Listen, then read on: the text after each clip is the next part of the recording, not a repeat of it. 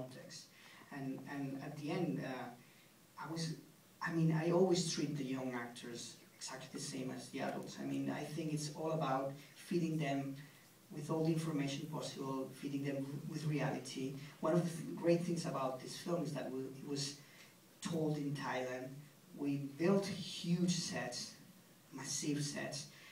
We were surrounded all the time by the reality of the tsunami. So you finish your day of shooting, you go to a restaurant to have dinner, and the owner of the restaurant has a story with the tsunami, and you want to know about the story. So you're all the time in there, and that's very helpful for the actors.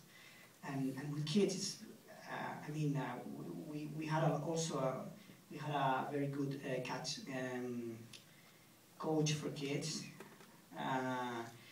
Sergio was also doing sometimes as a coach with the kids, but they were really good. They were really good.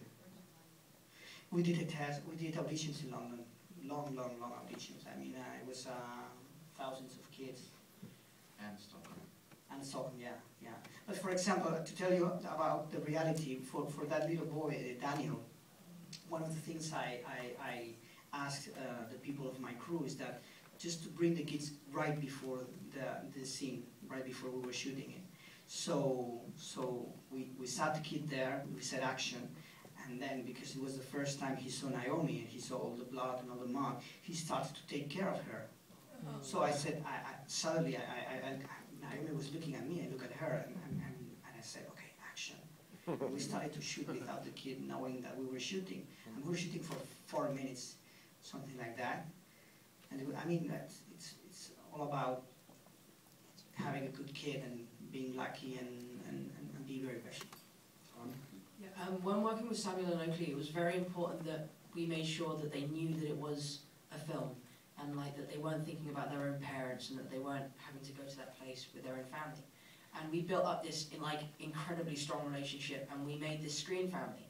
And it got to the point where Samuel and Oakley would call Naomi and you and Dad and Mum. And they'd be like, hey Dad, and so we built this really tight relationship, and that really helped us on the shoot. I mean, Christmas morning was entirely improvised. That wasn't scripted or anything. They just gave us a handheld camera and we shot for 20 minutes. And that was literally us as a family, literally zoned out and became the Bennett family, which really helped the little ones. And the reuniting scene was just so pure with them. I mean, I remember on the first take, Oakley was crying his eyes out. I was like, God, he's showing me up here. I've got to step up my game. But yeah, they were amazing, really incredible to work with, and really professional as well. I mean, they're only 5 and 7, and proper little actors. It took a while, though, if you allow me one small anecdote. At the very early stages, both Oakley and Samuel are huge Star Wars fans. So it was very difficult. And we would do little rehearsals, and it's okay, when we start, because all the time we wanted to separate work and play, and it's okay, now we're working, and now you call each other by your character's name. And so Samuel was okay, so, and then they did this little improvisation, and Samuel was saying, Ewan, it's don't call him Ewan. What are you supposed to call him? It's Obi-Wan? So it took a while for them to just believe they were a family and get over this thing. Oh my God. Right here. We had the good fortune to visit Thailand over the summer, and I just wanted to comment that you did a beautiful job of capturing the kind, generous nature of the Thai people. Thank you. That's very special. One more thing. So I'm left concerned about the man who was searching with the father for his own family. Was this a real person or a character that was developed to demonstrate that people have lost families?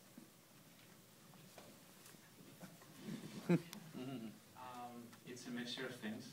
It's part based on a real character, but at the same time, after talking to the family, we talked to many survivors, and there's things in there that are taken from other people's stories. Again, to try to get the widest picture. I think this is probably the kindest story you can tell within that context. But at the same time, you have to be truthful, and you have to honor the pain of those who are less lucky. So it's a little bit of both. It's true that the father was searching of the holiday with another man that also had lost his family. There's a question about halfway up in the back. Yes, ma'am? Oh, a wonderful movie, really, really powerful.